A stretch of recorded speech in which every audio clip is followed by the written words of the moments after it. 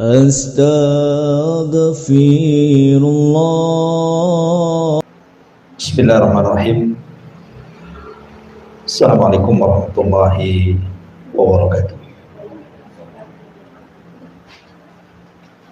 Alhamdulillah wassalatu wassalamu ala Rasulillah wa ala alihi wa sahbihi wa mawalah wa la hawla wa la quwata illa billahi wa ba'd. Alhamdulillah, di siang hari ini kita masih bisa duduk di taman-taman surga majelis ilmu.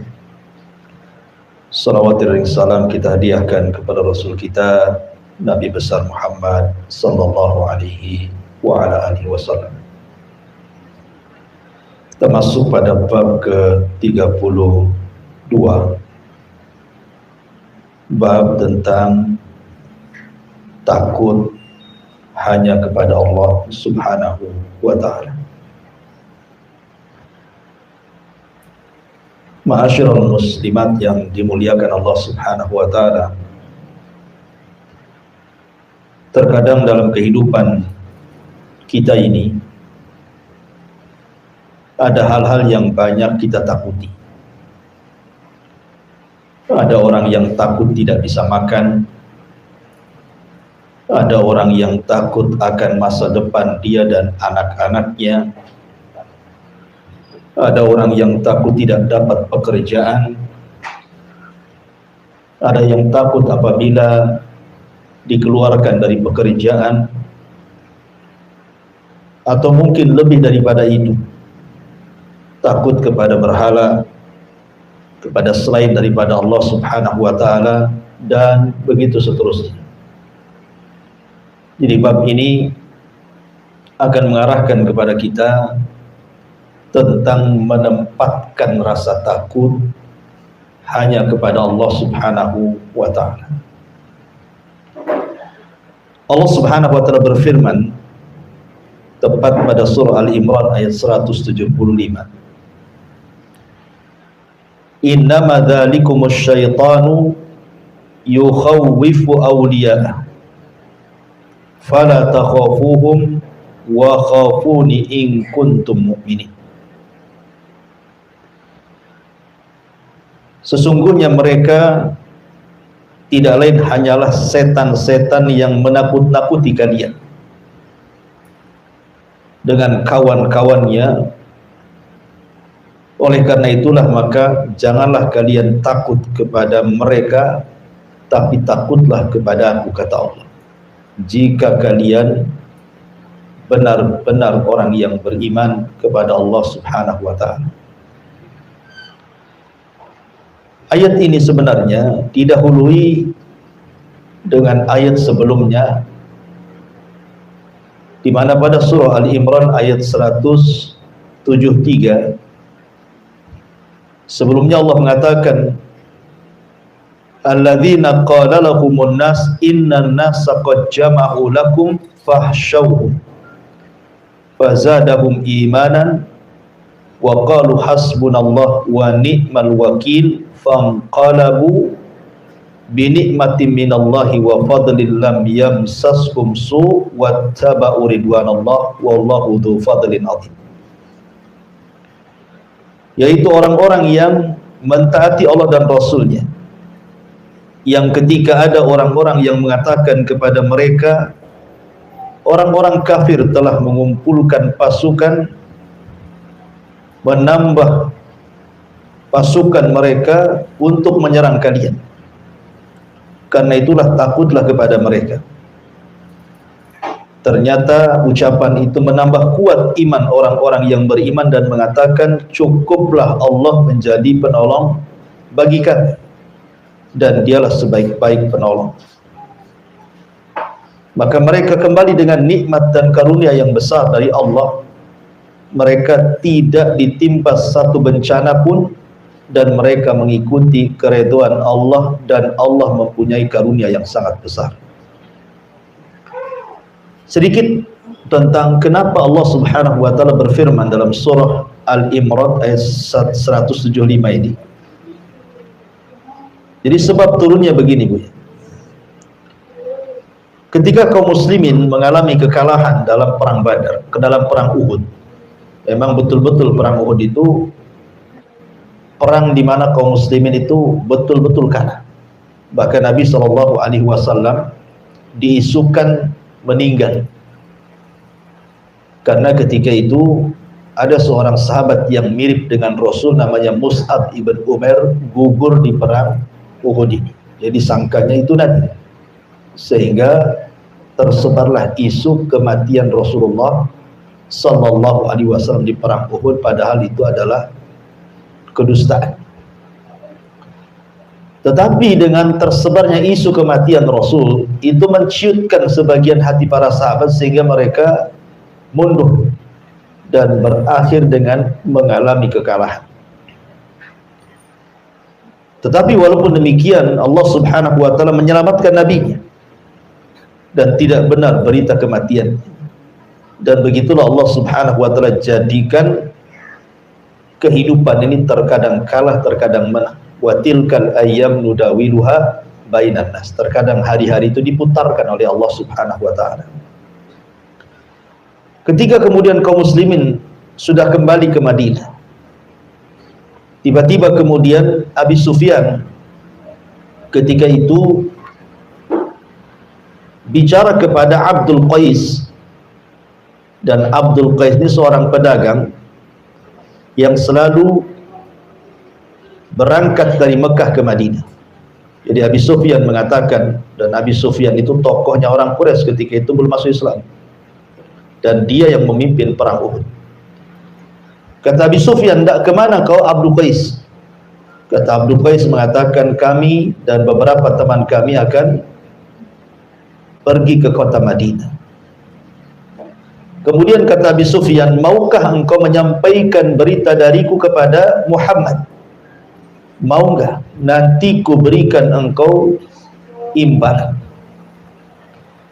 Akhirnya kemudian Abdul Qais dan kawan-kawannya sepakat mau. Akhirnya berangkatlah 3 orang ini dari Mekah menuju kota Madinah.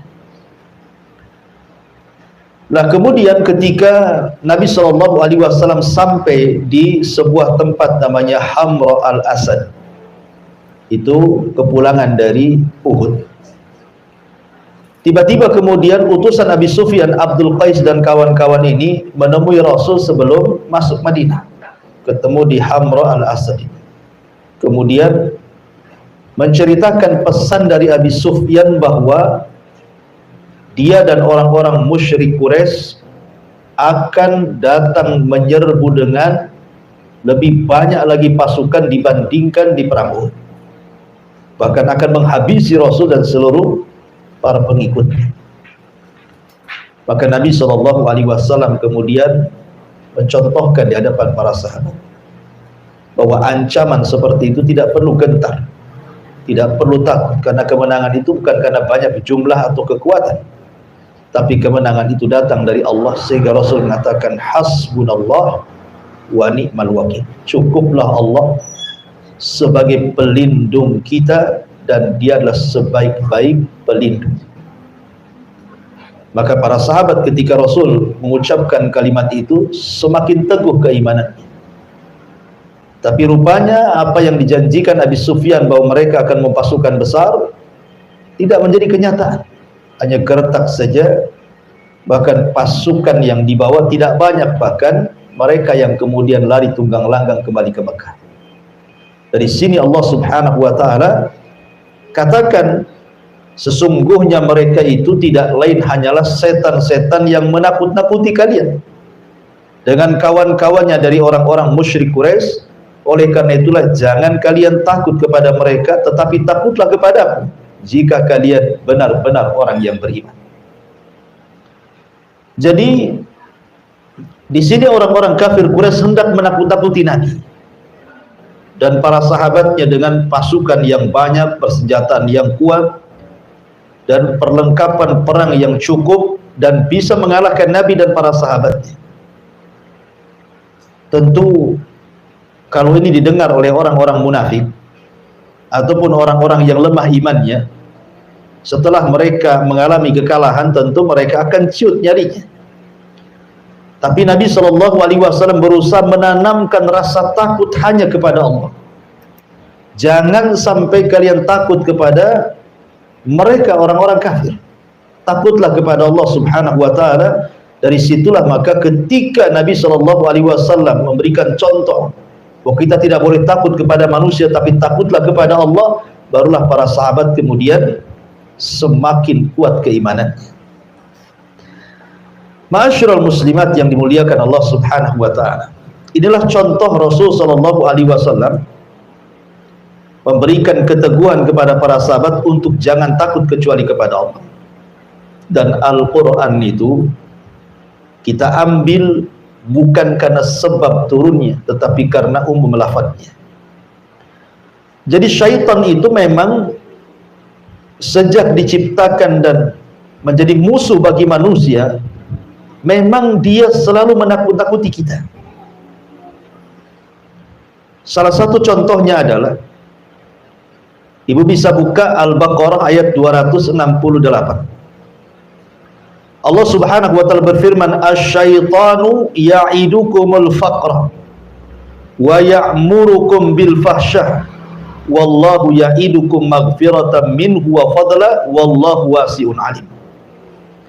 Syaitan itu senantiasa memberikan was-was kepada orang-orang yang hendak berinfak, bersedekah, berzakat. Jangan lakukan, karena engkau akan mengalami kefakiran. Jadi syaitan itu menjanjikan kefakiran, bahkan memerintahkan kalian untuk berbuat kejahatan, sementara Allah Subhanahu wa taala menjanjikan kepada kalian ampunan dan karunia, karena Allah maha luas pengetahuan. Imam Nawawi rahimahullahu taala mengatakan, laisa lisyaitan silahun 'alal insan. Tidaklah syaitan itu punya senjata untuk melawan manusia, kecuali bagaimana caranya menanamkan khauful faqri. Bagaimana manusia itu takut akan kefakiran. Sebab kalau seandainya manusia itu sudah takut akan kefakiran, maka manusia pasti akan berbuat jahat. Dan itu senjata syaitan untuk menakut-nakuti. Sebelum dia berbuat jahat, ditakut-takuti kefakiran. Makanya kenapa Nabi SAW mengajarkan satu doa, Allahumma inni a'udzubika minal kufri wal faqri wa adzabil qabri. Ya Allah, aku berlindung kepadamu dari kekufuran dan kefakiran serta azab kubur.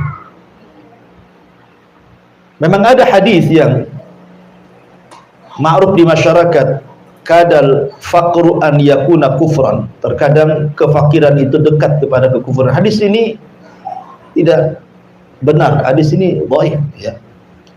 Akan tapi secara makna memang benar, bahwa orang-orang fakir itu mudah meninggalkan kewajiban, bahkan bisa meninggalkan agamanya. Dulu kita dapat cerita kan, gara-gara sebungkus sepermi orang bisa murtad. Zaman dulu, ya. Kalau sekarang nggak mulai sebungkus bayar. Kalau sekarang pabriknya baru murtad, dikasih pabrik. Jadi kadang-kadang kefakiran itu bisa mengakibatkan kekufuran, bisa meninggalkan agama. Bahkan terkadang dia bisa murka kepada Allah Subhanahu wa taala, menyalahkan Allah seolah-olah ujian dari Allah itu bagikan azab bagi dia. Makanya Nabi mengajarkan satu doa agar kita berlindung dari kefakiran dan juga kekufuran. Nah, di antaranya adalah ketakutan manusia kepada kefakiran ini mengantarkan kepada mencari pekerjaan haram. Karena dipikirnya bahwa mencari yang halal itu sulit. Sementara dia harus makan, sementara keluarganya harus makan, anak-anaknya harus makan dan juga harus sekolah. Akhirnya dia tidak peduli dengan bagaimana cara mencari harta.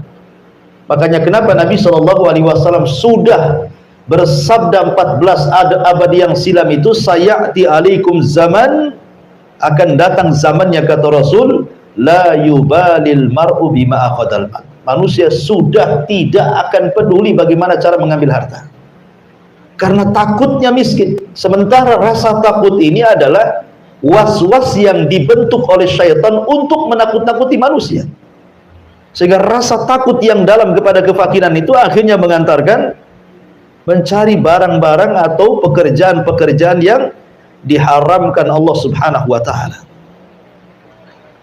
Ataupun mungkin kefakiran ini juga bukan hanya sekedar mengantarkan kepada mencari hal-hal yang kemudian diharamkan dari pekerjaan, terkadang juga sampai kepada membatasi keturunan. Ingat, Nabi SAW mengatakan, tazawwajul walud wal wadud fa inni mukatsirun bikumul umam yaumal qiyamah. Kata Rasul, nikahilah wanita yang tukang beranak dan juga penyayang kepada suami. Kemudian Rasul mengatakan, karena saya akan berbangga dengan banyaknya umat pada hari kiamat. Tapi ada sebagian orang yang kemudian berpikir, kalau banyak anak ini, gimana cara ngasih makan? Gimana nyekolahkannya?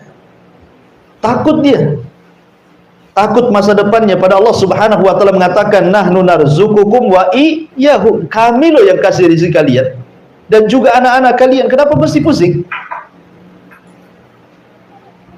Lah, terkadang kemudian perasaan takut kepada selain Allah yang dihembuskan oleh syaitan, salah satunya kepada kefakiran, itu mengantarkan orang akhirnya membatasi keturunan, padahal tujuan pernikahan itu adalah memperbanyak keturunan.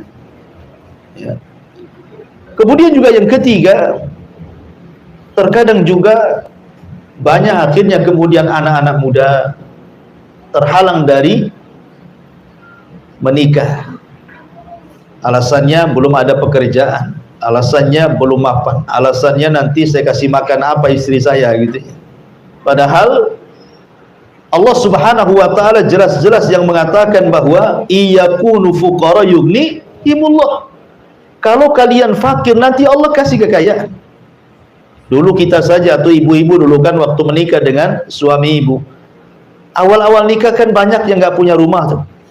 Tapi seiring dengan waktu, awalnya nyewa, akhirnya cari lahan, atau mungkin nyicil beli rumah, punya rumah. Yang nggak punya kasur sendiri beli kasur, punya kulkas, punya ini, punya itu, akhirnya lengkap satu rumah kan. Lah, siapa yang kasih itu kalau bukan karena Allah Subhanahu wa ta'ala? Dan itu sekali lagi bahwa itu adalah syaitan. Syaitan membisikkan di telinga anak-anak muda supaya menjauhi pernikahan, supaya tabatul, sehingga disuruh maksiat kepada Allah Azza wa Jalla. Karena kalau dia tidak menikah, dia tidak bisa melampiaskan nafsunya kepada yang dihalalkan, akhirnya melakukan hal-hal yang diharamkan Allah Azza wa Jalla. Dari sinilah kemudian Allah mengatakan, ya'idukumul faqra wa ya'murukum bil fahsya. Setan menjanjikan kefakiran, habis itu memerintahkan untuk berbuat kerusakan. Kemudian juga termasuk juga karena takut kefakiran, terkadang ada orang-orang tua yang punya anak gadis gitu ya. Ketika sudah waktunya menikah, terkadang dia pilih-pilih jodoh tuh anak. Kalau dia tidak beragama tuh, mesti doktrin orang tuanya kepada anak gadis tuh, nah kalau cari jodoh cari yang mapan. Kalau bisa PNS, ya. Kalau bisa yang paslon yang banyak kan gitu ya. Jadi kadang-kadang seperti itu. Ya minimalnya pengusaha katanya. Minimal pengusaha itu, maksimalnya apa? Menteri ya. Jadi kadang-kadang orang-orang yang kemudian mendoktrin anak-anaknya itu justru soal urusan dunia. Padahal kita tahu bahwa kenikmatan berumah tangga itu bukan disebabkan karena kekayaan. Bukankah Rasul yang mengatakan ketika memilih kriteria itu, kata Rasul, fadfar bidzatid din taribat yadak. Ambil yang baik agamanya. Ambil yang baik agamanya, karena anak gadis kita itu akan melahirkan cucu kita. Cucu kita akan melahirkan cicit kita. Dan itu aset bagi kita setelah kematian kita. Mereka yang mendoakan kita. Kalau orang-orang yang kaya belum tentu sayang dengan orang tuanya. Jangankan lagi meninggal setelah kematian kita, masih hidup ketika sudah tua saja boro-boro gitu ya.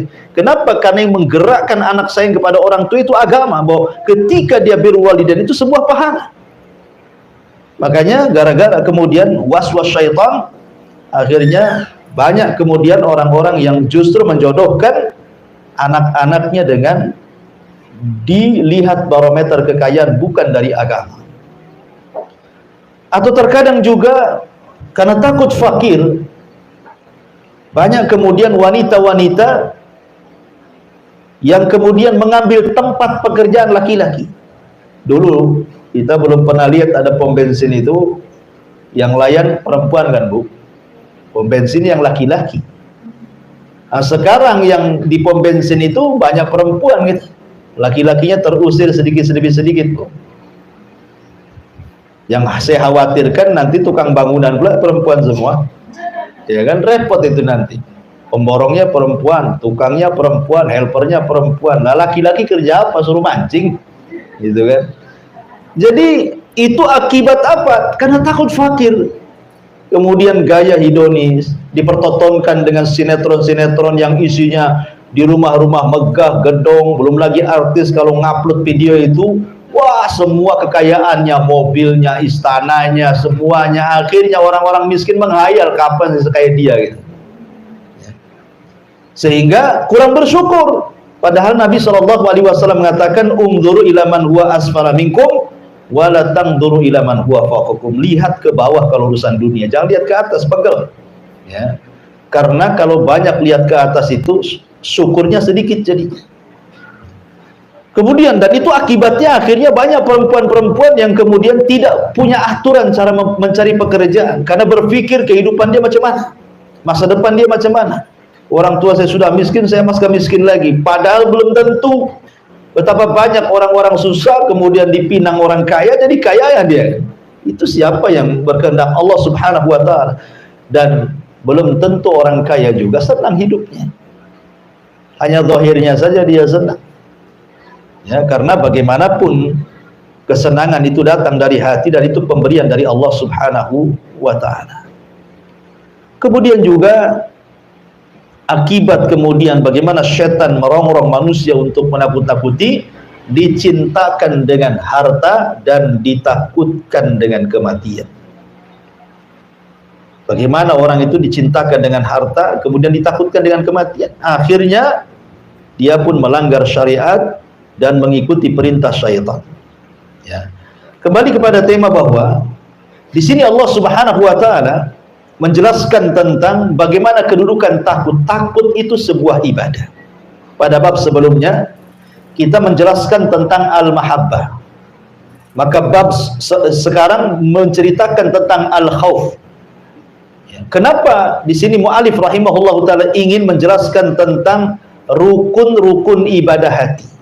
Jadi rukun ibadah hati itu ada 3 Ibu ya. Pertama al-mahabbah, perasaan cinta. Yang kedua al-khauf, perasaan takut. Yang ketiga ar-raja, perasaan mengharap. Ibadah itu harus didasari dengan cinta, jangan terpaksa. Ibadah itu harus didasari dengan takut supaya terangsang terus untuk melakukan ibadah. Ibadah itu harus didasari dengan harapan. Dengan adanya harapan berarti makin kita ini semangat untuk beribadah, karena di balik ibadah ada sorga, ada kenikmatan, dan begitu seterusnya. Itu disebut arkan, rukun-rukun ibadah hati. Dan rukun-rukun ibadah hati lebih mulia dibandingkan ibadah zahir. Ibadah hati itu jauh lebih mulia dibandingkan ibadah yang nampak. Gerakan-gerakan, bacaan-bacaan itu. Kenapa? Karena yang merangsang gerakan ibadah, gerakan dan ibadah bacaan itu adalah hati. Salat itu kan gerakan. Tetapi yang paling penting itu khusyuknya. Khusyuk itu dalam hati. Karena percuma kalau hanya gerakan saja. Betapa banyak Allah menolak gerakan-gerakan salat yang tidak khusyuk, tidak tumakninah, asal bergerak saja. Karena inti ibadah itu dalam hati. Kalau hatinya baik, semua gerakannya baik. Kalau hatinya tidak baik, maka gerakannya pun tidak baik. Itu yang disabdakan Nabi SAW. Sedikit bicara takutnya. Takut itu ada 4 macam. Takut itu ada 4 macam. Yang pertama, takut kepada Allah yang sudah saya jelaskan. Tidak boleh takut kecuali kepada Allah. Tidak boleh takut kecuali kepada Allah. Dan ini takut ibadah, namanya takut tauhid, berpahala. Waliman khafa maqama rabbih jannatan. Bagi orang yang takut kepada Rabbnya, maka dia dapat 2 surga. Yang kedua namanya al-khaufu atau khaufus sir. Rasa takut yang terselubung dalam hati. Seperti takut kepada berhala, takut kepada sesembahan. Ya, itu syirik besar, tak boleh. Tidak boleh takut kepada sesembahan. Seperti takutnya orang-orang musyrik di zaman Nabi SAW, kalau mereka sampai meninggalkan sembahan mereka, maka akan ditimpa azab. Ya, sehingga lihat para nabi ketika menghadapi kaumnya, seperti contohnya umpamanya Nabi Allah Hud alaihi salatu wassalam. Dia mengatakan kepada kaumnya, fakiduni jami'an summa la yungdor. Silahkan kalian bersepakat dengan berhala kalian, buat makar untukku, aku tunggu, jangan lama-lama, sekarang juga. Artinya Hud menanamkan bahwa kita tidak boleh takut kepada berhala-berhala. Takut itu hanya kepada Allah Azza wa Jalla. Ya. Tidak boleh orang takut seperti itu. Seperti takut, ya, seperti yang saya tokan tadi, banyak orang-orang yang kemudian menghambakan dinar, menghambakan dirham, menghambakan rupiah, dolar, dan juga ringgit karena takut. Takutnya itu takut tidak makan, takut tidak terlaksana keinginan dia, cita-cita dia, sehingga dia hambakan duit itu. Hari-hari dari pagi sampai pagi dia cari duit. Dia lupa sholat, lupa zakat, lupa segala-galanya. Dia menghambakan uang. Oh, sekarang kan berhalanya uang. Handphone berhalanya sekarang, ya, bukan batu lagi. Kadang-kadang sibuk main handphone, padahal sudah datang waktu zuhur, tidak peduli dengan zuhur tuh. Dengan asar tidak peduli, dengan maghrib, pokoknya nongkrongnya di handphone. Jadi berhala tuh handphonenya jadinya kan. Ini kalau kemudian dia lebih takut kepada selain Allah Azza wa Jalla dibandingkan takut kepada Allah, oh hati-hati. Ya, ini takut sir, ini syirik, kesyirikan, tidak boleh. Jadi ma'asyiral muslimat yang dimuliakan Allah Azza wa Jalla, ataupun datang ke kuburan-kuburan orang soleh, ke kuburan orang-orang soleh itu, dia takutnya kepada kuburan itu melebihi takut dia kepada Allah. Itu juga bisa mengantarkan kepada kesyirikan kepada Allah Azza wa Jalla. Kemudian yang ketiga, takut tapi tidak sampai syirik. Cuman rasa takut ini mengantarkan akhirnya meninggalkan yang wajib atau melaksanakan yang haram. Contoh, ibu diancam sama suami, ya, kau jangan sholat, nah itu ya. Akhirnya ibu takut, betul-betul tak sholat. Kenapa tak sholat? Takut sama suami. Kalau saya sholat, saya dipecat katanya kan, saya ditalak, saya takutlah katanya. Atau dalam sebuah perusahaan, aturan perusahaan tidak boleh ada sholat. Akhirnya kemudian orang tidak mau keluar dari perusahaan itu. Jadi ketika ditanya, kenapa kau tidak keluar dari perusahaan itu? Ya, bukankah di perusahaan itu ketat tidak boleh sholat? Takut saya kalau keluar nggak ada kerjaan lagi, ya nggak apa-apalah kan itu ya. Akhirnya rasa takutnya meninggalkan yang wajib dan mengerjakan yang haram. Nah, ini takut haram, tidak sampai syirik, ya, takut haram. Dan yang terakhir tentu disebut dengan takut tabiat. Ya wajar ibu takut diancam orang, ya, ada preman ngancam kita takut, itu tabiat. Ya, takut sama buaya, apalagi buaya darat gitu kan. Jadi kalau memang takut seperti itu tabiat, tidak ada masalah. Tapi yang jelas bahwa dari semua takut itu yang paling utama takutlah kepada Allah Subhanahu wa ta'ala. Kemudian dalil yang kedua, Allah Subhanahu wa ta'ala berfirman, innama ya'muru masajidallah man amana billahi wal yaumil akhir wa aqama as-salata wa ata az-zakata wa lam yahsha illallah fa asa ulaika an yakunu minal muhtadin. Orang-orang yang memakmurkan masjid-masjid Allah hanyalah orang-orang yang beriman kepada Allah dan hari akhir, serta mendirikan salat, menunaikan zakat, dan tidak takut kepada siapapun selain kepada Allah. Mereka adalah orang-orang yang diharapkan termasuk golongan orang-orang yang mendapatkan petunjuk. Dalam ayat yang kedua At-Taubah 18 ini, Allah Subhanahu wa taala ingin menjelaskan kepada kita bahwa orang-orang yang memakmurkan masjid itu ada dua macam. Ada memakmurkan secara fisik, memakmurkan masjid secara fisik, seperti membangun masjid, ikut mewakafkan material-material masjid, entah besinya, entah semennya, entah kerikilnya, entah pasirnya, entah gentengnya, spandeknya, atau apalah yang berkaitan dengan pembangunan. Dan ini besar pahalanya. Sebagaimana Nabi SAW mengatakan, man bana masjidan lillahi kamif hasiqitatin aw asghar banallahu lahu baitan fil jannah. Barang siapa yang membangun masjid walaupun sebesar sangkar burung atau lebih kecil dari sangkar burung, tetap Allah Subhanahu wa taala akan bangunkan bagi dia rumah di surga. Apa maksudnya? Imam Syaukani rahimahullah mengatakan maksudnya, kan tidak mungkin kita pahami secara zahir hadis ini, Bu. Masa barang siapa yang membangun masjid walaupun sebesar sangkar burung, orang aja nggak masuk, ya burung aja yang masuk di situ kan? Ya, kan tidak mungkin orang bangun masjid segede sangkar burung. Seberapalah sangkar burung itu?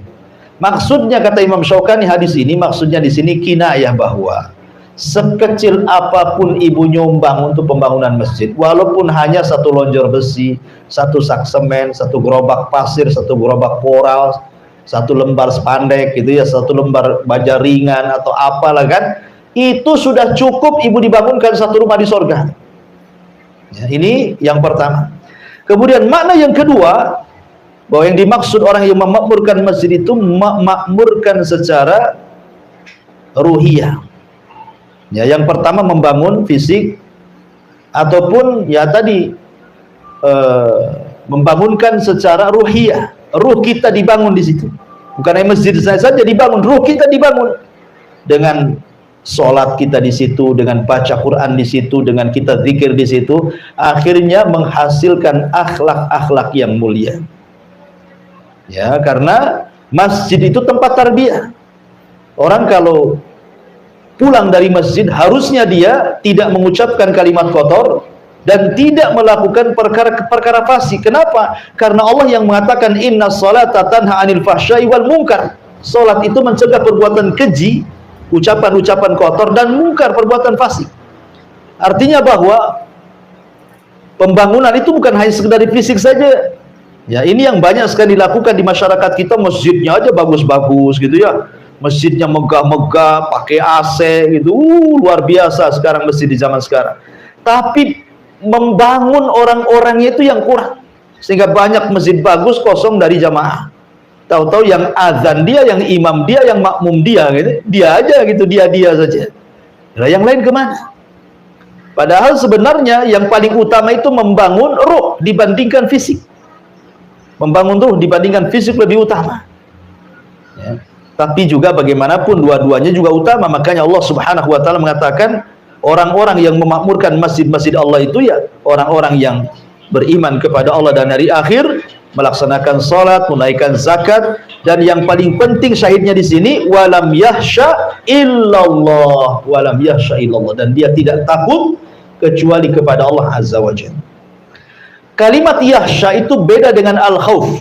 Kalau pada ayat yang pertama Ali Imran ayat 175, Allah membahasakan takut itu dengan kalimat al-khauf.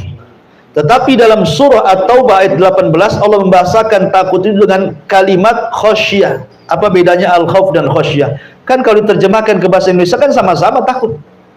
Kata ulama mengatakan khasyah lebih tinggi dibandingkan al-khauf. Karena khasyah itu diiringi dengan pengetahuan, dengan ilmu, dan dengan ta'zim, mengagungkan Allah Azza wa Jalla. Di mana orang-orang itu kalau sudah sampai level khasyah, betul-betul dia takut karena diiringi dengan pengetahuan. Maknanya dia tahu apa yang ditakutkan. Makanya kenapa ketika Allah mensifatkan para ulama, Allah mengatakan innama yakhsyallah min ibadihil ulama. Orang-orang yang takut kepada Allah itu mereka para ulama, para penuntut ilmu yang punya pengetahuan. Kenapa? Karena hanya mereka yang tahu apa yang ditakutkan.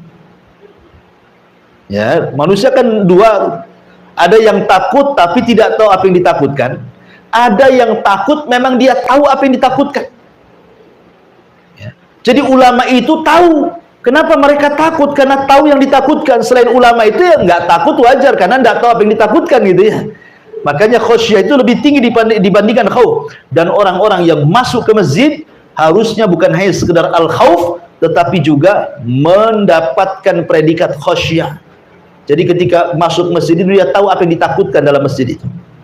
Kenapa dia sholat? Karena takut akan neraka, takut akan adab, takut disiksa dan begitu seterusnya. Ya, jadi khasyah itu lebih tinggi dibandingkan al-khauf. Allah mengatakan fa asa ulaika an yakunu minal muhtadin. Kemudian di dalam ayat yang lain Allah mengatakan, disebutkan dalam surah Al-Ankabut ayat 10, wa minan nasi man yaqulu amanna billah fa idza udhiya fillahi ja'ala fitnatan nasi ka'adzabillah wala in ja'a nasrun min rabbika la yaqulanna inna kunna ma'akum awalaysa Allahu bi'a'lama bima fi suduril alamin. Di antara manusia ada yang berkata, kami beriman kepada Allah, maka apabila dia disakiti karena beriman kepada Allah, dia anggap siksaan manusia itu seperti siksaan Allah.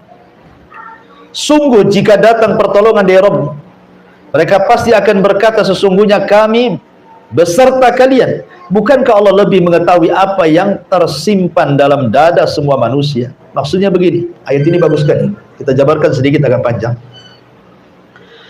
Ada yang mengatakan bahwa ayat ini adalah isyarat kepada orang-orang munafik.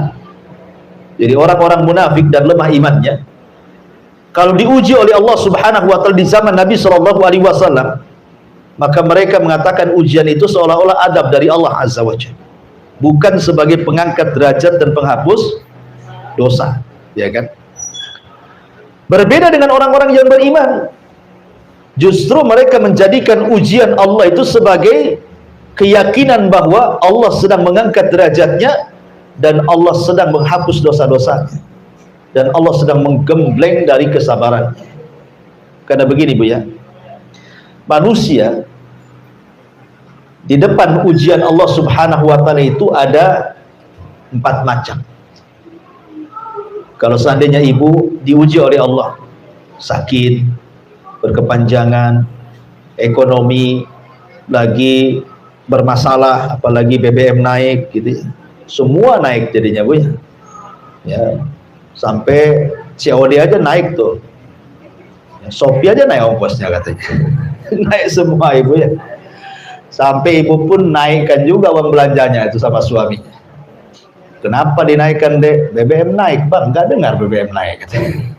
Ada yang sampai seperti itu. Jadi kalau ada orang diuji nih, entah itu kematian orang dicintainya, atau mungkin kefakiran hidupnya, atau penyakit yang dideritanya, dan begitu seterusnya. Manusia itu menghadapi ujian itu ada 4 kategori, ada 4 orang, ada 4 macam. Yang pertama ada orang yang Masya Allah tasahud Bu. Tasahud itu artinya enggak redho dengan ujian, enggak ikhlas dengan musibah ya. Kayaknya musibah ini azab dari Allah Subhanahu wa taala bagi dia.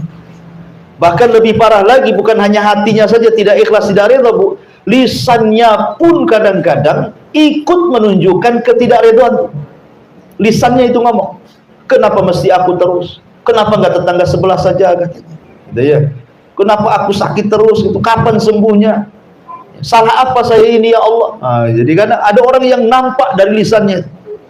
Kenapa si anak saya saja nggak naik kelas? Kenapa anak si fulan nggak naik terus? Ya karena bodoh mungkin anaknya. Gitu ya. Jadi ada yang kemudian itu menjadikan ujian itu betul-betul tasahud, dia nggak redho, dia marah-marah dia. Nah, ini orang yang kunut min rahmatillah, orang-orang yang putus asa dari rahmat Allah. Ini bahaya. Inilah yang difirmankan dalam Al-Quran yang kita baca, fa idza udhiya fillah ja'alallah fitnatan nas ka'adzabillah. Apabila disakiti karena beriman kepada Allah, dia menganggap siksaan manusia itu seperti siksaan Allah. Ya Rabb, saya kan sudah sholat ya, kok saya masih susah juga. Ya Allah, saya sudah sholat, kenapa tetangga itu nyelekit kali ngomongnya? Ya Allah, saya sudah sholat, kenapa kok begini? Kadang-kadang orang kemudian menganggap bahwa kalau Allah sedang menguji, dia merasa sudah beriman, ternyata ujian itu dianggapnya seperti adab Allah. Ini bahaya. Ini yang pertama. Yang kedua, ada orang itu zahirnya pura-pura kuat dalam ujian, disabar-sabari. Ya, pokoknya suaminya meninggal, sabar. Ekonominya gulung tikar, sabar. Ya, disabar-sabari. Ada orang yang menyabar-nyabari diri, Bu. Tapi jangan disenggol. Kalau disenggol keluar semua keluhannya. Nah, ada orang kayak gitu, Bu.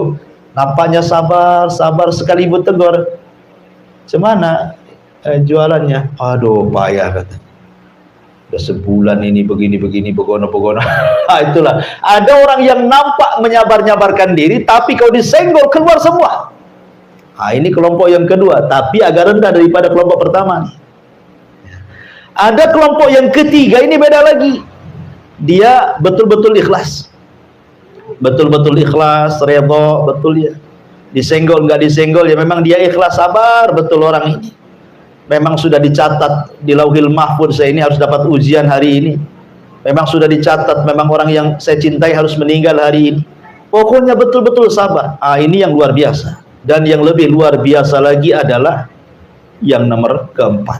Sudah sabar, sudah ikhlas, sudah redha, lisannya juga justru mengucapkan alhamdulillah. Setelah dia mengucapkan innalillahi wa inna ilaihi rajiun, dia mengucapkan alhamdulillah. Karena jarang sedikit atau sedikit sekali orang yang ditimpa musibah mengucapkan alhamdulillah. Saya contohkan sebuah kisah, namanya Urwah ibn Mas'ud, Urwah ibn Zubair rahimahullahu ta'ala. Jadi Urwah ini, Bu, dikasih penyakit kakinya. Salah satu kakinya harus diamputasi. Akhirnya kemudian dikatakan kepada Urwah, "Ya Urwah, engkau harus minum khamr. Kakimu akan diamputasi dan kau akan merasakan sakit." Kata Urwah, "Tidak. Aku tidak akan minum yang diharamkan Allah.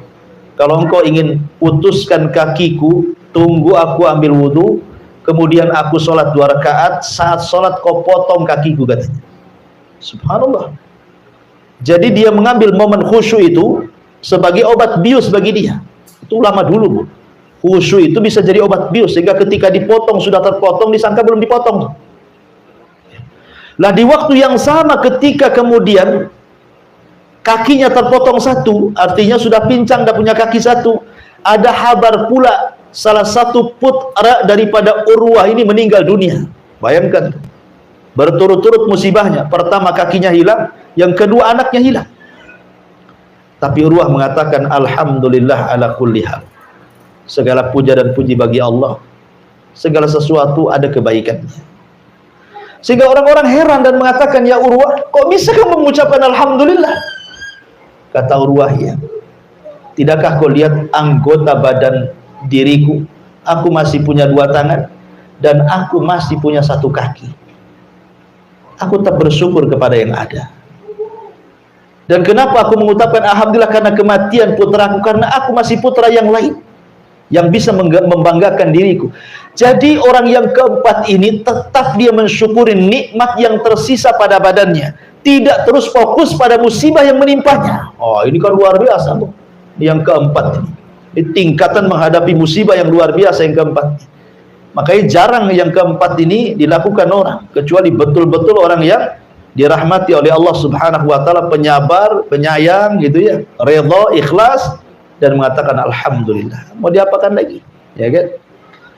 Lah ma'asyiral muslimat yang dimuliakan Allah Azza wa Jalla, ayat ini memberikan pelajaran kepada kita bahwa jangan pernah seseorang itu menyandarkan hidup kepada manusia. Sebab kalau seandainya manusia menyakiti kita, maka kita anggap mereka menyakiti seolah-olah adab dari Allah Subhanahu wa ta'ala. Makanya nanti hadis setelahnya Nabi SAW mengatakan, "Manil tamas ridallah bi sakhatin nas radhiyallahu anhu wa arda, anhun nas wa man iltamasa ridwan nas bi sakhatillah sakhitallah alaihi wa askhata alaihi nas.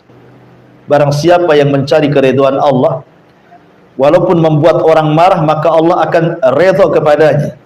Dan barang siapa yang mencari keridhaan manusia dengan perkara yang bisa mendatangkan kemarahan Allah, maka Allah akan marah kepadanya dan membuat orang-orang jadi marah kepadanya. Jadi memuliakan diri sendiri, jangan pernah menyandarkan kepada orang lain. Sebab kalau seandainya orang ini kemudian terputus dari kita, itu sakitnya itu luar biasa, dan dianggap ini ujian terberat bagi dia, dan ini azab yang Allah timpakan kepada dia. Saya contohkan dari sejarah, Bu ya. Nabi SAW ketika pulang dari Taif, Rasul pulang dari Taif,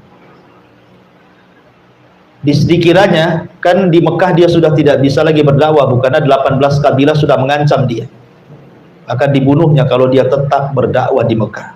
Terpaksalah Rasul harus cari areal baru, berangkat ke Taif dengan harapan para pembesar Taif mau melindungi Rasul dan mau bisa tinggal di Taif sambil melanjutkan dakwah tauhid.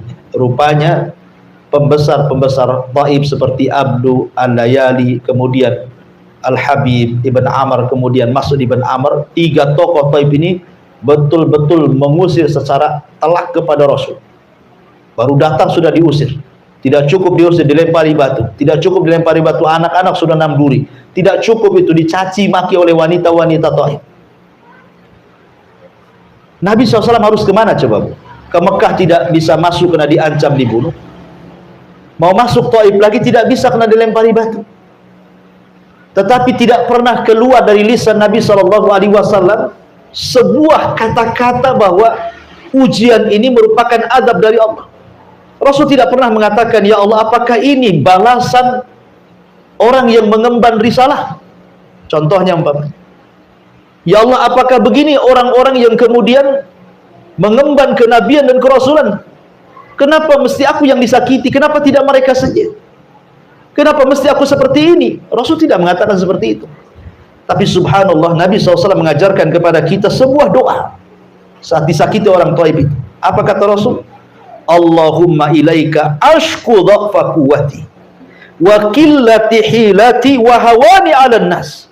Kata Nabi SAW, ya Allah, aku hanya mengadu kelemahan kekuatanku, sedikit pengalaman dakwahku, dan terasa hinanya diriku di atas manusia. Tetapi Rasul mengatakan, illam takun alayya sakhatun fala ubali.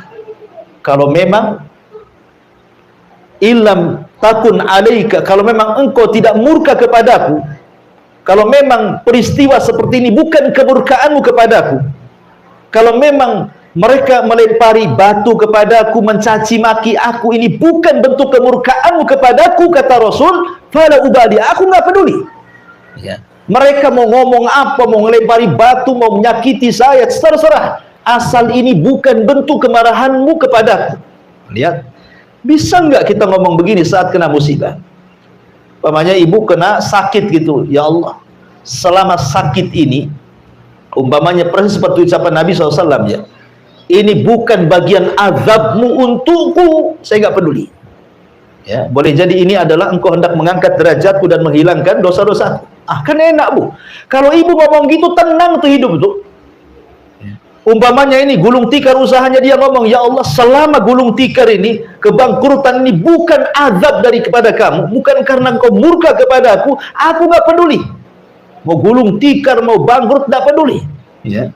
Yang penting afiataka, karuniamu, maafmu lebih luas kau berikan kepadaku. Itu yang dikatakan Nabi SAW, ghairu anna afiyataka hiya awsa'ali, akan tetapi maafmu kepadaku lebih luas dibandingkan murkamu kepadaku. Kalau orang ngomong begini saat kena musibah, Bu, tenang satu dunia, Bu. Nggak ada orang yang menjerit-jerit, apalagi sampai curhat kemudian di FB, itu nggak ada, Bu. Ya kan? BBM naik, udah curhatnya macam-macam tuh, dari A sampai Z, setiap hari statusnya itu aja. Ya, kalau dia mengatakan seperti itu kan enak, Bu, ya kan? Tenang, tidak sedih, tidak khawatir, tidak takut. Itu yang diajarkan Nabi SAW. Tapi betapa banyak sering saya katakan kan, apabila anaknya sakit, dia mengeluh dan mengatakan, "Ya Rob, kenapa anak saya yang sakit?" Apabila ditimpa musibah, dia mengatakan, "Ya Rob, asi aku aja kena musibah, kenapa si anu tidak?" Nah, ketika kemudian gulung tikarnya, "Ya Rob, kenapa mesti usahaku yang gulung tikar? Kenapa si anu itu kok bagus sekali usahanya? Apa salahku?" Kan ada orang-orang kayak gitu ya. Ini sama dengan firman Allah, "Fa idza udhiya fillah ja'ala fitnatan nas ka'adzabillah." Apabila diuji gitu ya, maka dia menjadikan ujian itu seolah-olah azab dari Allah Subhanahu wa taala. Tidak, terkadang Allah Subhanahu wa taala menghendaki seperti itu supaya ada kebaikan yang kita tidak tahu hikmahnya. Makanya Allah mengatakan, wa asa an taqru syai'an wa huwa khairul lakum. Boleh jadi sesuatu yang kita benci itu ada kebaikan di situ. Mana tahu gitu kan, itu rahasia Allah. Betapa banyak orang-orang yang keluar dari perusahaan ya, karena mungkin di PHK. Rupanya Allah mempersiapkan usaha yang jauh lebih berkah, lebih banyak, lebih bagus lagi dibandingkan ketika dia kerja di situ. Betapa banyak itu, sudah banyak kok dilakukan orang-orang. Ya, jadi kenapa mesti takut? Takut dengan rezeki, takut dengan kebahagiaan semua milik Allah. Tinggal minta kepada Allah yang Maha Kaya, ya kan? Ma'asyiral muslimat yang dimuliakan Allah Azza wa Jalla, makanya pentingnya seseorang itu membangun kebahagiaan dari diri sendiri. Jangan pedulikan ucapan orang. Gara-gara ucapan orang, kadang-kadang orang akhirnya ciut, tidak mau keluar rumah. Ya, ada juga yang kemudian bunuh diri gara-gara ucapan orang itu. Ngapain dipedulikan ucapan orang? Jangan jadikan ucapan orang itu adab dari Allah. Biarkan mereka bicara, nggak usah dipedulikan, gitu maksudnya ya. Maka jangan sampai ujian itu dijadikan fitnah yang seolah-olah adab dari Allah Subhanahu wa taala. Kemudian mu'alif rahimahullahu taala mulai masuk pada hadis Nabi SAW. Dalam hadis yang marfu dari Abu Sa'id Al-Khudri radhiyallahu anhu, "Inna min dha'fil yakin an turdiyan nas bi sakhatillah wa an tahmadahum ala rizqillah wa an tadhummahum ala ma lam yu'tikallah. Inna rizqallah la yajurruhu hirsu harisin wa la yarudduhu karahiyatu karih." Hadis ini secara sanad dhaif jiddan. Hadisnya sangat lemah sekali, tidak bisa dijadikan hujjah. Akan tetapi boleh jadi mungkin ini dikatakan mauquf kepada perkataan Abdullah ibn Mas'ud radhiyallahu anhu, yang kurang lebih semana dengan perkataan ini. Sesungguhnya di antara bentuk lemahnya iman adalah mencari keridhaan manusia dengan melakukan perkara yang bisa mendatangkan kemurkaan Allah. Memuji orang lantaran rizki Allah yang diberikan lewat mereka, dan mencela orang lantaran rizki Allah yang tidak diberikan lewat mereka. Sesungguhnya datangnya rizki Allah tidak dapat dipercepat dengan semangat seseorang yang mengelola untuk mendapatkannya, begitu juga tidak dapat ditinggalkan oleh kebencian seseorang yang membencinya. Subhanallah, ini banyak terjadi di masyarakat ya, bahwa terkadang manusia itu ingin mencari keridhaan manusia, tetapi dengan cara yang membuat Allah murka. Ya, banyak orang yang kemudian mencari ridha manusia, tidak peduli Allah murka atau tidak murka. Itu banyak sekali di masyarakat. Ya, umpamanya orang bekerja di perusahaan, yang penting dia nggak dipecat, nggak apa-apalah, dilarang sholat pun nggak apa salah katanya. Yang penting saya bisa kerja, bisa digaji di sini. Kadang-kadang seperti itu. Atau masuk kerja dengan cara nyogok, dengan cara rasuah gitu ya, kecuali ngambil hak ya, dengan cara rasuah, nggak peduli. Jadi jangan kemudian mencari redha orang dengan kemurkaan Allah Subhanahu wa taala, atau mungkin sebaliknya. Karena namanya manusia itu tidak semua suka dengan kita, tidak semua benci dengan kita. Makanya hati para udhama, hati orang-orang mulia itu adalah hati yang tidak berubah. Kalau ibu ini orang berakal, orang mulia, jangan pernah merubah hati gara-gara celaan, dan juga jangan pernah merubah hati gara-gara pujian. Bagi ibu pujian dan celaan sama saja. Jangan kalau ibu dipuji langsung ibu masuk kamar kemudian bercermin, gitu ya. Jadikan ibu cerminnya. Karena hati orang-orang yang mulia itu tidak berubah. Mau dicela sama saja, mau dipuji pun sama saja. Jangan pula kalau dicela hidungnya kecil, kalau dipuji hidungnya membengkak, begitu Bu ya. Bukan begitu, ya. Supaya kita ini tidak ciut kalau ada orang yang tidak suka dengan kita. Karena orang berbuat baik saja, tidak semua orang suka dengan kita, apalagi berbuat jahat. Ya, maka dari sini jangan mencari redha manusia di atas kemurkaan Allah Subhanahu wa ta'ala. Karena bagaimanapun kemuliaan itu datang dari Allah. Siapa yang Allah muliakan, tidak ada makhluk yang bisa menghinakan. Siapa yang Allah hinakan, tidak ada makhluk yang bisa mengangkat derajatnya. Dan mengangkat derajat itu bukan karena harta. Kalau memang itu, kenapa pula Qarun difirmankan fakhasafna bihi wa bidarihil ardh. Kami tenggelamkan Qarun berserta seluruh harta-hartanya. Ya. Kalau memang kemuliaan itu ada pangkat dan jabatan, bagaimana pula kemudian Fir'aun ditenggelamkan? Fa'aghraqnahum. Kami tenggelamkan Fir'aun. Kalau memang kemuliaan itu datang dari kesehatan dan anak-anak yang banyak, kenapa Walid ibn Mughirah difirmankan sa'uslihi saqar, saya akan masukkan kau ke neraka saqar? Kalau memang kemuliaan itu ada pada kesombongan, kekuasaan, kenapa Namrud dibunuh oleh seekor nyamuk yang masuk ke hidungnya, bersarang di otaknya 40 tahun kemudian meninggal? Ya. Semua diadab oleh Allah. Jadi kemuliaan itu milik Allah Subhanahu wa ta'ala. Kalau ingin cari kemuliaan, minta kepada Allah. Jangan minta kepada manusia. Jangan pula minta penilaian manusia. Tidak perlu dinilai manusia. Yang penting kita dapat nilai dari Allah Subhanahu wa ta'ala. Kemudian dari hadis yang terakhir, Aisyah radhiyallahu anha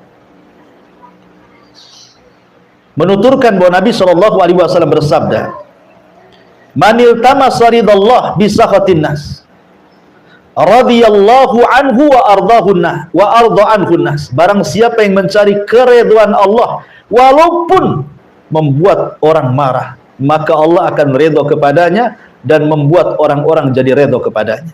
Tapi sebaliknya, wa man iltamasa ridwan nas bisakhatillah sakhitallahu alaihi wa ashata alaihi nas. Barang siapa yang mencari keridhaan manusia di tengah-tengah kemurkaan Allah, maka Allah murka kepadanya dan Allah akan buat manusia murka kepadanya. Sebenarnya perkataan Aisyah radhiyallahu anha ini adalah balasan surat kepada gubernur, kepada seorang sahabat namanya Muawiyah ibn Abi Sufyan ketika menjadi gubernur di Syam. Jadi Muawiyah bin Abi Sufyan ini mengirim surat kepada Aisyah radhiyallahu anha, "Wahai Aisyah ummul mukminin, berikan nasihat pendek kepadaku. Berikan wasiat pendek, nasihat pendek kepadaku." Maka Aisyah radhiyallahu anha kemudian menulis dari Aisyah ummul mukminin kepada Muawiyah bin Abi Sufyan, "Amma ba'du, aku sesungguhnya mendengar sabda Nabi sallallahu alaihi wasallam, barang siapa yang mencari keridhaan Allah walaupun membuat orang marah, maka Allah akan ridha kepadanya dan membuat orang akan ridha kepadanya. Dan barang siapa yang mencari keridhaan manusia dengan perkara yang mendatangkan kemarahan Allah, maka Allah akan murka kepadanya dan Allah akan jadikan manusia juga murka kepadanya." Jadi ini isi surat kepada Muawiyah dari Aisyah radhiyallahu anha ummul mukminin. Dan dari sini ada pelajaran bahwa sekali lagi jangan pernah takut kecuali kepada Allah. Katakan ibu yang benar walaupun manusia marah. Selama perkataan ibu ini hak, ibu mengajak dakwah kepada tauhid keluarga, walaupun satu keluarga benci sama ibu, tidak ada masalah. Ya, umpamanya ibu ada keluarga yang masih awam terhadap tauhid, masih syirik, masih datang ke dukun, masih percaya tangkal, masih percaya dengan nenek moyang, ibu dakwai mereka. Nggak boleh ini syirik, nggak boleh ini berselisih kepada sunnah. Akhirnya ibu dibenci sama keluarga, nggak apa-apa. Yang penting ibu dapat keridhaan Allah Azza wa Jalla. Daripada ibu diamkan, yang penting keluarga dekat dengan ibu tapi keluarga syirik dibiarkan. Janganlah nanti kalau saya kasih tahu nanti pula saya pula nanti jauh dari keluarga. Itu namanya mencari keridhaan manusia di atas kemurkaan Allah tuh. Ya, sampaikan yang benar, qulil haq walau kana murra. Sampaikan kebenaran walaupun itu pahit rasanya. Karena kadang menyampaikan yang hak itu memang perlu pengorbanan. Ya, perlu pengorbanan. Ya, terkadang konsekuensinya tadi akhirnya dijauhi orang, akhirnya dibilang macam-macam. Nabi loh dibilang gila, penyair, tukang tenun, penyihir. Gara-gara apa? Menyampaikan tauhid, menyampaikan yang benar. Yang penting Allah redha, sekalipun satu dunia benci, tidak ada masalah. Itulah perkataan Nabi SAW tadi, illam takun alayya sakhatun fala ubali, selama engkau tidak murka kepadaku, aku gak peduli. Ya, itulah yang harusnya jadi prinsip hidup bagi kita semua. Wallahu alam. Ini yang bisa sampaikan dari bab yang ke-32, takut kepada Allah. Silakan kita buka tanya jawab.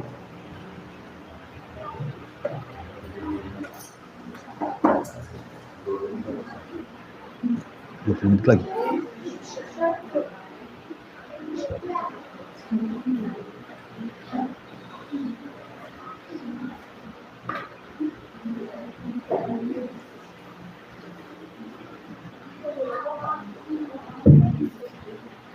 Assalamualaikum warahmatullahi wabarakatuh. Ya, waalaikumsalam warahmatullahi wabarakatuh. Ustaz, Ana mau tanya, kalau kita nggak bisa mengatakan itu azab dari Allah, salahkah kita mengatakan mungkin ini teguran dari Allah gitu, atau kodar Allah gitu? Oh, kalau ibu disakiti orang, kemudian ibu ngomong, nah ini bukan Pak. apa? Kemarin kan Ana jatuh, Oh, gitu. kecelakaan ya. Nah, terus Ana bilang, ini mungkin teguran dari Allah gitu. Terus udah, karena kawan-kawan punya kok bisa jatuh. Ana sendiri nggak tahu kenapa bisa jatuh, tapi Ana udah gimana ya, rasanya itu udah balik kayak gitu. Pas berdiri, motor Ana nggak kenapa-napa, tapi kaki sampai begini gitu. Tiba-tiba jatuh. Ana menjawab, kodar Allah aja lah gitu. Ya nggak apa-apa, memang benar. Kan ada hadisnya beliau mengatakan, ihris ala ma yanfa'uka wasta'in billah. Ihris ala ma yanfa'uk. Carilah apa yang bermanfaat bagi hidup. Mintalah pertolongan kepada Allah. Dan jangan katakan, kata Rasulullah, wala taqul lau fa'altu kadza lakana kadza wa kadza. Kata Rasul, jangan katakan kalau saya tidak melakukan, kalau saya melakukan ini, kalau seandainya saya tidak melakukan ini, tentu akan terjadi ini dan itu. Tidak akan terjadi ini dan itu. Kalau saya tidak melakukan ini dan itu, saya tidak mungkin terjadi ini dan itu. Seperti kalau saya tidak jalan ke sana, mungkin saya tidak jatuh. Kalau saya tidak jalan ke sini, mungkin saya tidak selamat. Itu tidak boleh. Ya, kenapa? Karena itu adalah pintu pembuka amal setan. Kata Rasulullah, akan tapi katakan, kul, katakan kata Nabi SAW, qaddarallah wa masya'a fa'al. Semua atas takdir Allah. Allah menakdirkan sesuka dan sekehendaknya. Ya betul Bu. Jadi kalau ibu jatuh, ya, jangan pula kemudian disalahkan, oh gara-gara motornya ini sudah kompet, motornya ditendang lagi, gara-gara kamu. Ngapain nendang motor? Makin sakit lah, udah jatuh nendang motor pula kan itu.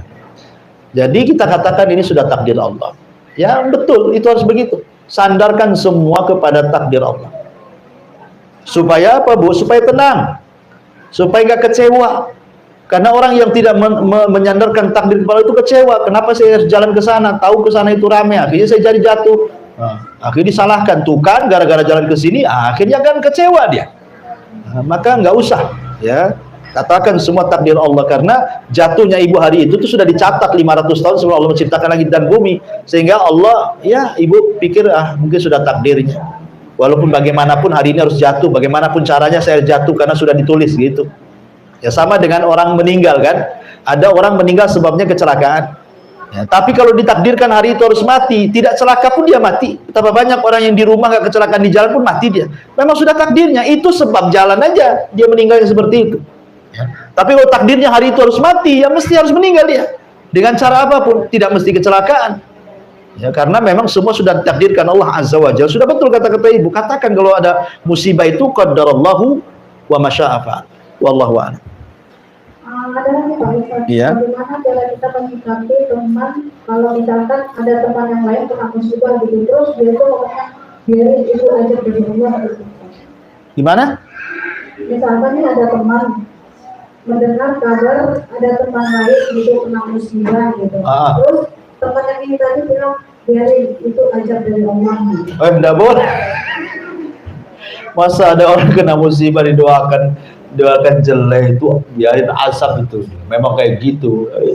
Ibu, jangan ibu ya, kita doakan yang baik gitu, ibu ya. Kita sering Iya, itu nggak boleh, Bu. Akhlak seorang Muslim nggak boleh mendoakan keburukan. Dan kita tidak tahu itu namanya suudzon sama kawan, Bu. Namanya ibu ya, kalau dia kena musibah, kemudian kita katakan biarin saja itu azab dari Allah. Bu, kita tidak tahu kehidupan dia. Nampak saja mungkin di mata kita dia jahat. Boleh jadi ibu tidak tahu dalam kehidupan sehari-hari dia mungkin dia ada amalan yang ikhlas yang diterima oleh Allah yang ibu tidak punya. Ya, boleh jadi mungkin musibah dia itu mengangkat derajat dia dan menghilangkan dosanya. Tapi kita ngomong kepada orang itu namanya seolah-olah kita suudzon dan seolah-olah dia lebih baik dibandingkan dia. Nah, itu tidak boleh. Ya, nasihati saja kita tidak boleh bersikap seperti itu kalau kita nasihati orang. Jangan sampai umpamanya di depan kita orang yang berdosa, kita nasihati orang yang berdosa, kita anggap kita lebih suci dari dia. Nggak boleh kayak gitu. Ya, karena menasihati orang itu sama dengan nasihati diri sendiri dalam cermin. Maka sebaiknya hilangkan itu kata-kata itu nggak bagus ya. Itu bukan akhlak Islam ya. Wallahu a'lam. Wah ya. Salam ya. Iya, di sini ada pertanyaan juga dari YouTube ini apa ini? Bismillah, izin bertanya Ustadz, gimana hukumnya seseorang yang bersedekah untuk pembangunan masjid lalu diinfo saat serah terima uang disumbangkan beserta nominalnya dan foto tersebut di-share ke grup. Ya, tujuan nge-share ke grupnya apa? Kalau nyumbang kemudian tujuannya ingin dipuji orang, nah ini ria ya. Tapi kalau tujuan nge-share-nya itu ngasih contoh ya, supaya yang lain juga ikut infak ya enggak apa-apa. Cuman kan biasanya ya agak sedikit sulit lah gitu ya, karena hati itu kan dibolak-balikan sama Allah. Ya kembali ke niat lah, innamal a'malu binniyat. Wallahu a'lam. Ya Bu, karena asar sebentar lagi mungkin kita tutup pertanyaan sampai di sini. Subhanallah bihamdika asyhadu an la ilaha illa anta astaghfiruka wa atubu ilaik. Allahu ta'ala. Assalamualaikum warahmatullahi wabarakatuh.